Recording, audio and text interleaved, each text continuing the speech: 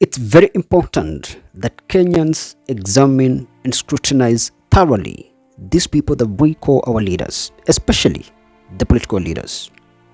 Because at the end of the day, it is those people to whom we pay taxes. It is those bunch of people that run the affairs of this country, and through their governance or rulership, essentially, they influence every fundamental level of your life, politically, socially, culturally, religiously, economically. So if you don't pay attention to these people that you call your leaders, you don't watch them closely, you don't examine the quality of their morals and their true character, you will be paying taxes to strangers. And I think Kenya has been paying taxes to strangers for a very long time. We give our monies and our resources and our energies to people that we do not know. Okay?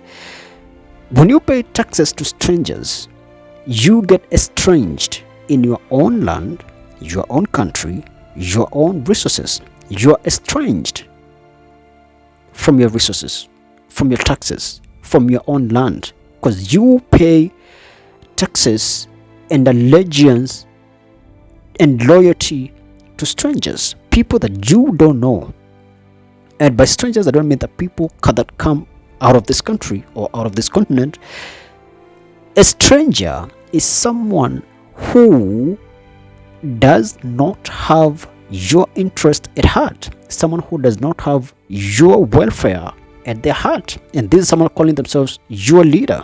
Okay, very simply, Ruto came out just the other day, and in a very skillful way, a very serpentary way, he confessed and admitted before the whole world, before the government of Finland and before the government of Kenya and its population, that he has released the abductees that the government has been abducting from June 2024 all the way up to sometimes very recently this year.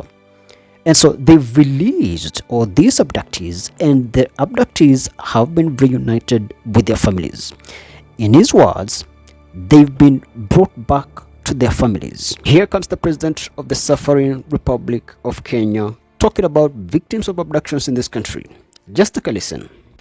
Kenyans must not, as has happened in the past, where Kenyans disappeared and their bodies were found in all manner of places, that will not happen under my administration. And all the people who disappeared or who are abducted in what you said, all of them have been brought back to their families and to their homes.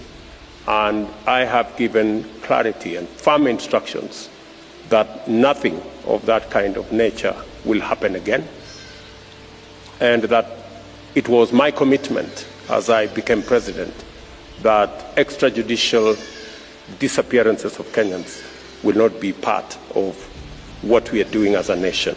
So he's accepting and admitting and confessing that he has been at the core.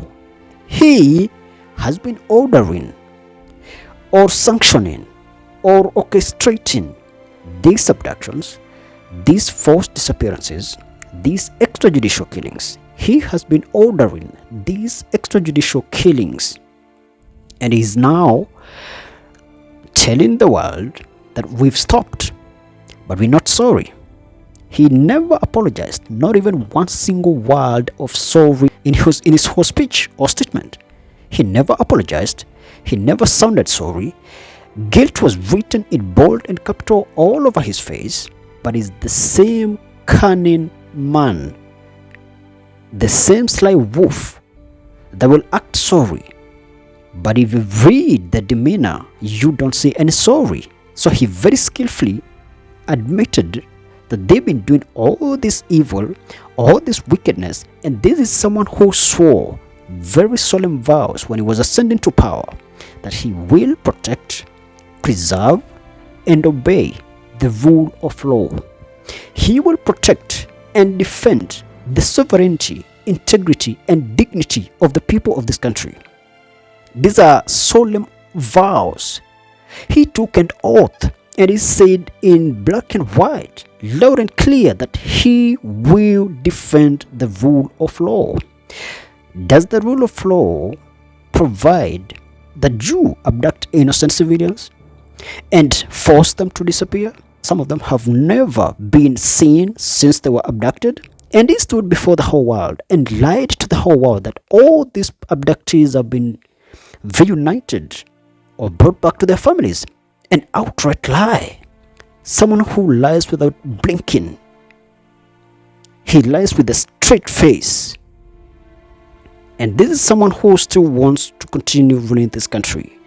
He still wants to continue running the affairs of this sovereign nation. And he also wants to be re-elected in 2027. Sometimes I don't believe that these people are actually human beings. Some of these people could be mechanical toys, walking statues, beings without conscience or consciousness. Because how? Who does that? You lie to the whole world. You violate all these laws and all these constitutional requirements. You breach all these limitations. You still want to continue being the president of this country and still be re-elected, and you're still smiling and farting around as you move, and no qualms whatsoever, no sense of sorry. I don't get it. And when I say that we should be serious enough, or simply just wake up and read the character of these people from their words and their moves. Because what was that, honestly? A public admission that you've been orchestrating forced disappearances and extrajudicial killings and abductions? Those people that were abducted, first of all, none of them was ever charged for anything. If they were criminals, why were they not charged? And if they were not, why were their abductors not charged? What kind of game is this? Pure evil. When he made these revelations or these confessions or this admission, the serious minds in this country have been talking, and one of these minds is Justin Muturi. Yesterday he was on Spice FM and he said very unequivocally that the president, for having breached these laws or having violated these laws and done all this crime, he should be impeached, or simply do the honorable thing: resign, vacate office, seek fresh mandate. If the institutions allow you, you seek fresh mandate. Okay, but before that, justice be done. Why is the Kenyan House of Assembly and the House of Senate not moving a motion to impeach the president? What are they waiting for? What exactly are these people waiting for? What has he not done that he shouldn't be kicked out of office? They impeached the deputy president on very false fabrications. Nothing even close to this here. But they're still keeping quiet after all these confessions and all these admissions. They're still not moving a motion. And even the president, who calls himself a man of integrity, a subject of the rule of law, is not doing the honorable thing to resign. How can you be a man of integrity? How can you be a principled person, yet you're ungovernable? You don't obey the law. That is a reprobate. That's a wretch. That's like a rebel. That's like a dictator. So very simply, the president has breached the constitution of Kenya. He has denied and violated people's or human rights, and even the very basic right to life. He has denied the people that right. He has taken innocent lives, and he should face the law. He should face the wrath of the law. He should be put to justice. And until that happens, Ruto is a criminal. President Ruto is a goon. Unless and until he allows the institutions of justice to determine his fate or his case, he's a goon. He's a criminal and a dictator. That's it for now. Thanks for watching. Remember to share, follow, and subscribe.